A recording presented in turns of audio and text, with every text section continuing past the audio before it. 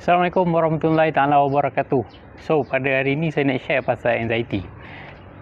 Kalau korang tak pernah dengar sebelum ni, apa itu anxiety? Anxiety ni sebenarnya salah satu daripada masalah kesihatan mental.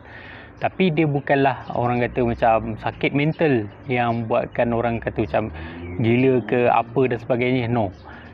Anxiety ni adalah kerisauan ataupun macam kegelisahan melampau. Okey, dia melampau, tak boleh dikawal.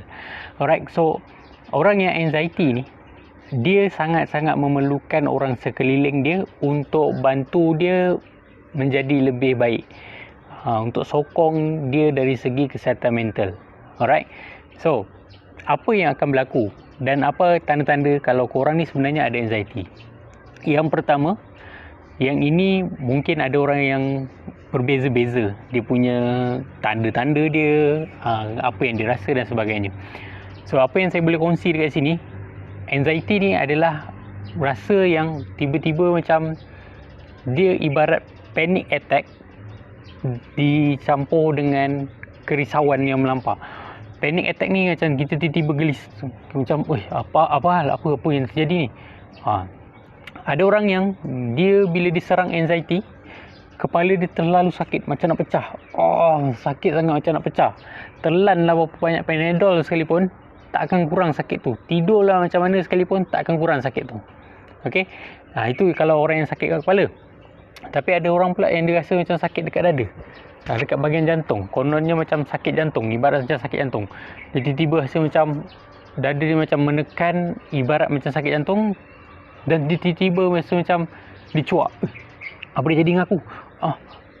Aku sakit jantung ke? Dah nak mati ke ni? Dah nak mati ke?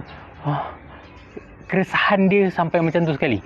Dan ia membuatkan seseorang itu kadang-kadang boleh hilang kawalan, sampaikan emosi dia terganggu. Bila orang cakap dengan dia, dia akan rasa macam marah. Orang cakap ni, sabar tu bukan sakit jantung. Kau tak faham apa yang aku rasa sekarang ni. Sakit yang aku rasa ni kau tak faham. So sampai macam tu sekali orang tu boleh rasa. Okey. Itu adalah bila orang tu yang sakit dekat bahagian dada. Ada tak sakit-sakit lain yang boleh berkait dengan anxiety ni? Ya, terlalu banyak. Kadang-kadang orang yang kena anxiety ni, dia boleh terasa macam dunia dia ni ibarat bergoyang. Okey, ibarat bergoyang. Padahal tak ada apa-apa pun. Dia ibarat macam nak pitam, tapi tak pitam. Okey, dia ibarat. Okey. So benda-benda ni akan trigger dia kepada panic attack. Antara benda yang akan difikirkan yang pertama, kebiasaannya lah orang yang sakit anxiety ni, dia kebiasaannya benda yang pertama yang akan terfikir dalam kepala otak dia adalah mati. Aku dah nak mati ke ni? Ini kali terakhir aku lihat dunia ke? Adakah ini kali terakhir aku akan melihat dunia? Macam mana dengan keluarga aku? Macam mana dengan adik-beradik aku? Macam mana dengan anak bini aku? Mak aku? Bapa aku? Macam mana dengan diorang? Itu benda yang akan dirasakan. Yang seterusnya apa lagi yang dia akan rasa? Dia akan rasa macam otak dia akan mula berhubung untuk berfikir kat mana jalan yang paling cepat untuk mendapatkan rawatan. Contoh klinik, hospital atau apa saja yang paling dekat untuk dia dapatkan rawatan. Contoh dia rasa sakit dada, aku kena buat rawatan cepat ni, aku kena pergi hospital. Dia pun kejutkan, tolong. Dia terus jadi macam sesak nafas, minta tolong kawan-kawan ke ahli keluarga yang terdekat dengan dia sekarang pada waktu tu. Dia akan minta tolong, bawa pergi hospital dan sebagainya. Setiba kat hospital, buat check up dan sebagainya, buat ECG dan apa semua sebagainya, normal. Dan tiba-tiba dia rasa macam okey. Bila dah sampai ke hospital, dia rasa macam anxiety tu macam dah berkurang. Dan kalau anxiety ni tak dapat dikesan, tak dapat dibendung daripada awal, seseorang itu akan cenderung kepada merasakan macam dia nak duduk kat hospital je, dia nak duduk kat klinik je, sebab dia nak time dia rasa tu orang terus check dia. Contoh dia tiba-tiba rasa berdebar-debar, sesak nafas, dia nak doktor terus cocok check dia, buat ECG ke dan sebagainya. Tolonglah time tu juga. Dia terasa sampai macam tu sekali. Hidup dia dalam ibarat macam ditekan oleh diri dia sendiri. Okey, masalah dalaman dia. So apa penyelesaian yang kita boleh buat untuk orang yang ada anxiety ni sebenarnya? Antara yang kita boleh lakukan jika kita ada tanda-tanda tu ataupun ahli keluarga kita ada tanda-tanda tu, anxiety dan sebagainya, tolong dapatkan rawatan kepada orang yang betul. Kalau korang pergi klinik, korang pergi hospital, dia akan cakap tak ada apa-apa. Sebab apa? ECG je. Just ECG. Dan benda tu tak akan detect apa masalah korang sebenarnya. Dan kalau ini berlaku, tolong pergi jumpa pakar psikiatri. Okey?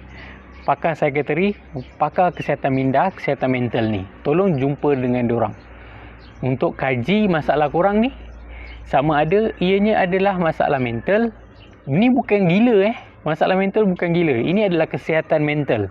Alright, ini adalah salah satu daripada penyakit yang boleh diubati. Dan korang kena dapatkan rawatan secepat mungkin. Okey?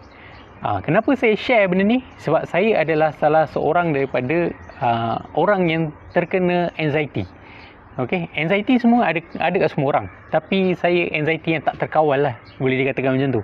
Terlalu teruk, terlalu keresahan tu terlalu melampau-lampau. Rasa macam aku nak buat ni, aku nak buat tu, nak buat ni, nak buat tu. Sangat-sangat mengganggu pekerjaan harian kita. Saya punya keadaan sendiri sampai saya tak boleh drive. Bila kena tu saya rasa macam nak tekan minyak, nak tekan kuat-kuat, nak pergi hospital terus. Dan pernah sampai nak terbabas bila drive kereta. So benda ni sangat bahaya kalau kita tak bendung daripada awal. So kalau korang ada masalah macam ni, ataupun keluarga korang, kawan-kawan korang, sahabat andai korang yang ada masalah macam ni, cuba cari info-info tentang anxiety. Dan kalau ada tanda-tanda tu kepada diorang yang kena ni, tolong bawa dia jumpa orang yang betul. Tolong bawa diorang jumpa pakar psikiatri. Dulu saya pun sama. Saya boleh katakan hampir 5 tahun saya ulang alik hospital untuk dapat tahu kenapa saya sakit dada, sakit sangat, saya resah, macam kejap lagi aku nak mati dah. Sampai macam tu sekali keresahan tu. So korang kena cari jalan yang terbaik. So saya punya keputusan masa tu, saya cakap dengan isteri saya, kita tak payah pergi hospital lagi kali ni. Pergi hospital dia akan cakap benda yang sama. Kita cuba pergi jumpa pakar psikiatri. Dan saya nekat pada hari tu, saya jumpa pakar psikiatri. Dan Alhamdulillah hari ni keadaan saya makin pulih. Keadaan saya makin pulih dan ianya ada solusi. Untuk mencari solusi tu, korang kena jumpa orang yang betul-betul pakar dalam bidang ini.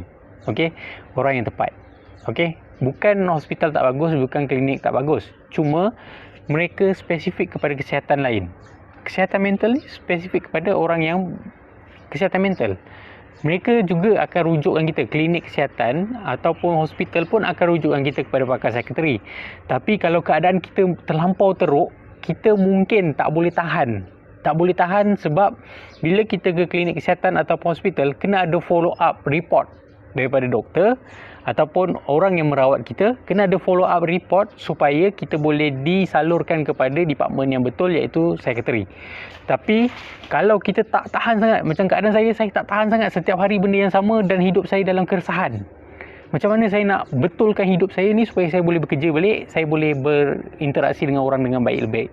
So, itu cara yang terbaik saya adalah jumpa dengan pakar psikiatri. Cara jalan pintasnya adalah pergi jumpa pakar psikiatri di swasta. Mungkin agak kos sikit, tapi jangan risau. Okey, kos dia tak terlalu tinggi, tapi itulah penyelesaian yang terbaik untuk korang semua. Alright? So, kalau korang ada masalah tu, cubalah dapatkan penyelesaiannya segera. Jangan biarkan ianya melarat, ianya akan memudaratkan kerja kita. Sehingga kita jumpa lagi di lain video. Assalamualaikum.